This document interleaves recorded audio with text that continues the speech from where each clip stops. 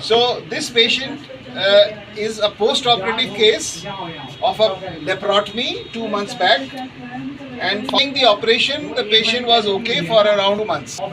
But recently, in the last 5 days, he has had started having some abdominal pain and abdominal distension, and he has not passed stool for the last 5 days.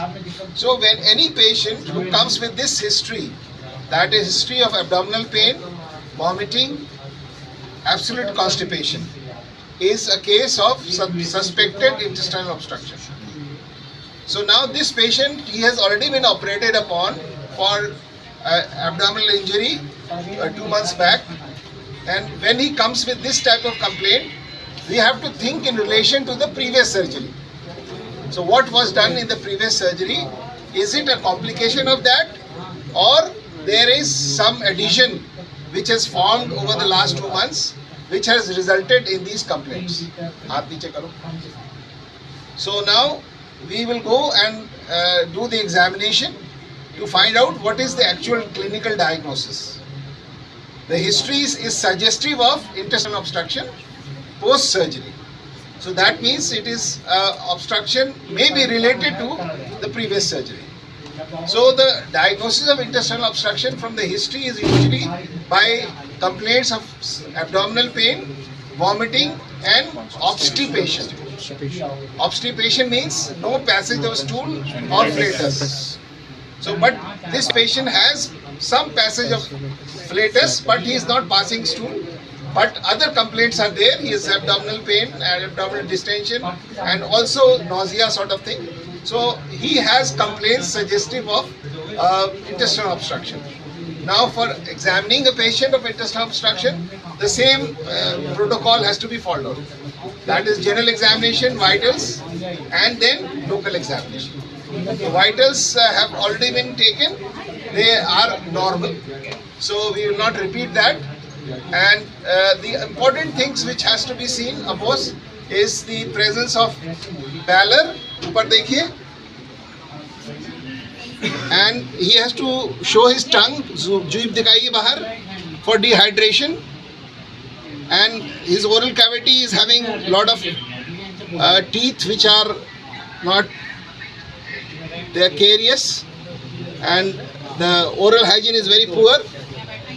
Then just go through the general routine of general examination, see the pulse and see for clubbing, see for cholenychia, pulmonary edema. Pulse is important because you have to see for tachycardia, or you can see for tongue for dehydration. He is not having gross tachycardia, and then you have to see for pedal edema. There is no pedal edema. So general examination is not very conclusive. Now in the history he has told us that he was admitted to the medical college about 4 days back when he had severe abdominal pain, and he was given IV fluids, and also he was given some medicines, after which he टट्टी आई थी जब आपको दवा दी गई थी 4 दिन पहले. He had passed 1 or 2 episodes of stool, but after that he has not been able to pass, and however he is passing flatus.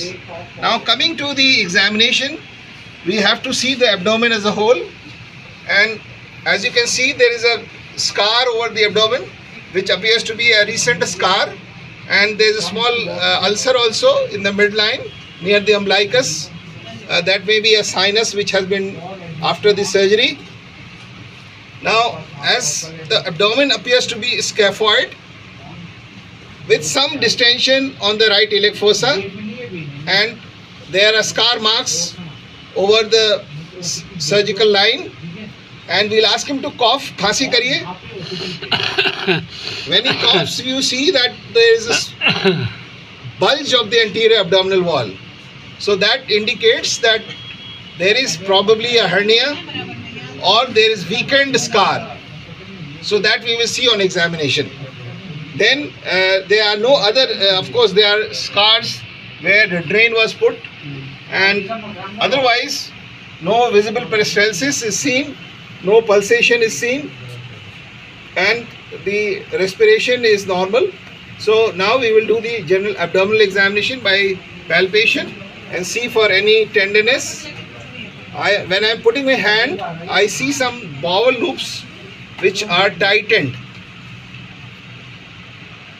So here there are multiple bowel loops which are jumbled together.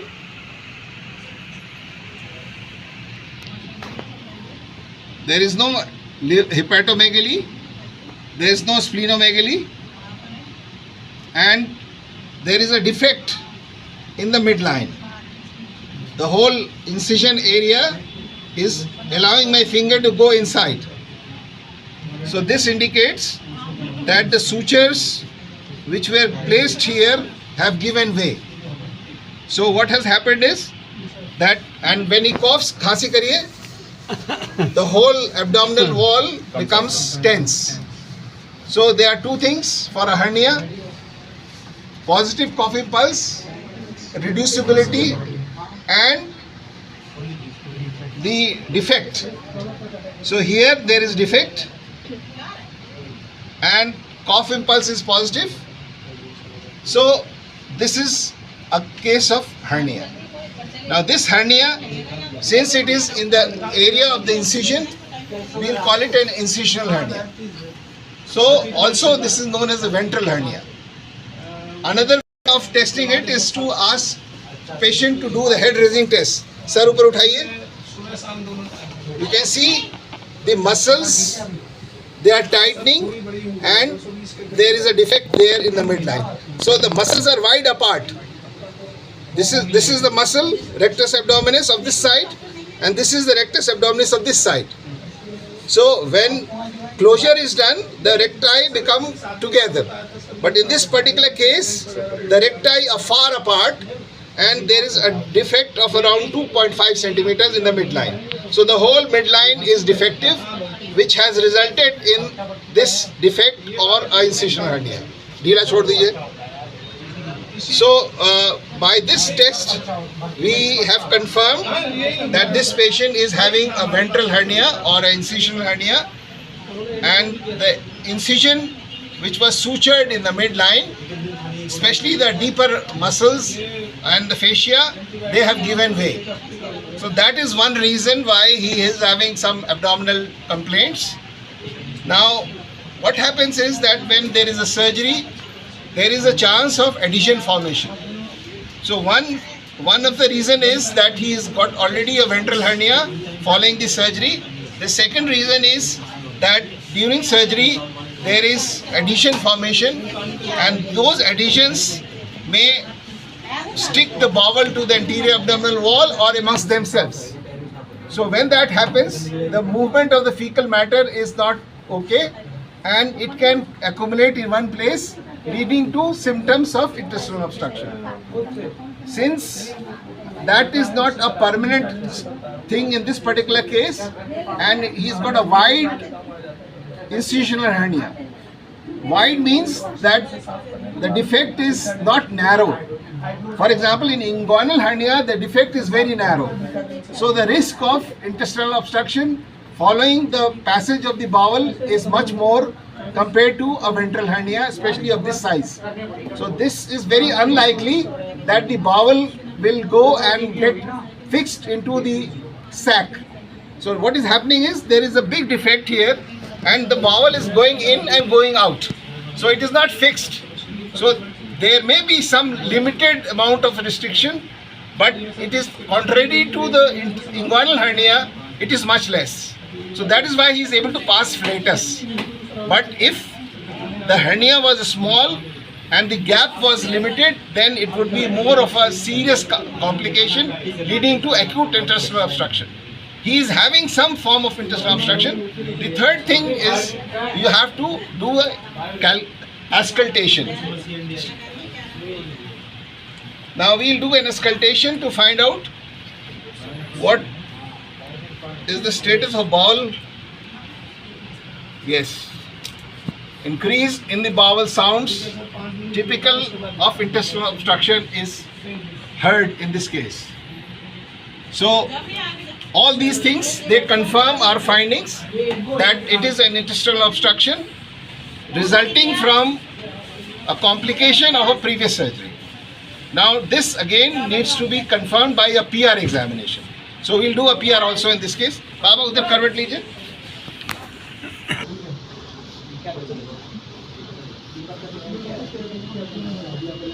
There is empty rectum and there is no ballooning.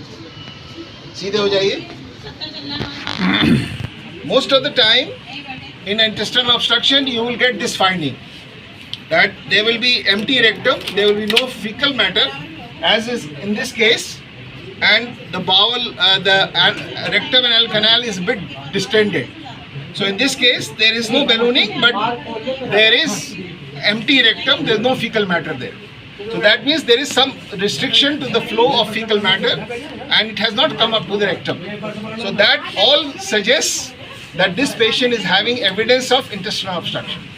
So now what is the way forward? So he has two pathologies. One is an incisional hernia. The second one is intestinal obstruction. So one is an acute problem and the second one is a chronic problem. But both require management. Now, first of all, since he is not dehydrated, he is not having any severe symptoms, we can just give him, say, stool softeners and enemas. So this will relieve the present obstruction which is there, hopefully, and this will tide over the crisis and he will be put on liquid diet or semi-solid diet after 2 to 3 days. So if his pain subsides, his distension subsides and he is able to pass stool, then he is relieved of the present acute state. So what is the treatment of acute intestinal obstruction? NPO, nail pororoli, IV fluids. No. There is difference between chronic obstruction like this and acute intestinal obstruction. In acute intestinal obstruction, there is what is the obstipation. This patient is not having obstipation. Severe abdominal pain, this patient is not having severe abdominal pain. Vomitings, this patient is not having vomitings. So this is not an acute intestinal obstruction. It is an obstruction which can be said as chronic or may be aggravated to an acute state. So in acute intestinal obstruction, the symptoms are of abdominal pain, number one, vomiting and obstipation. The treatment of that is IV fluids, if necessary antibiotics, painkillers and observation.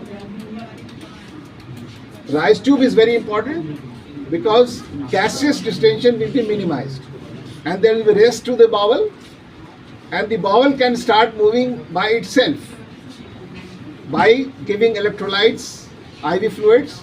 So that is the treatment and if necessary antibiotics. So for treatment of intestinal obstruction, acute, it is NPO, nil per oral. But in this patient, he was admitted 5 days back and he was treated conservatively and he was discharged home and he has been taking laxatives and to some extent. So now he has come back again. So we will keep him for IV fluid and NPO for say 24 hours and see and give him enemas. So if the bowel starts moving and his other complaints come to normal, then he can be discharged. So after discharge, he will be advised not to take say roughage to a large amount. Soft fluid, liquids, juices will be there and then he will be built up for a definitive surgery for an incisional hernia. So that repair has to be done at some stage but not necessarily today. Whereas in acute intestinal obstruction, if the obstruction is not relieved in 24 hours, we have to do some surgical intervention. But in this particular case, it is not an emergency. So we can send him home and let him come back when he's better, and then he will be readmitted and the treatment for incisional hernia will be there. So treatment of incisional hernia now is both by a laparoscopic method or by an open method. And in both cases a mesh has to be placed. So first of all we will have to repair the defect, close it, and then a mesh has to be placed either intra-abdominally or over the parietes. Thank you.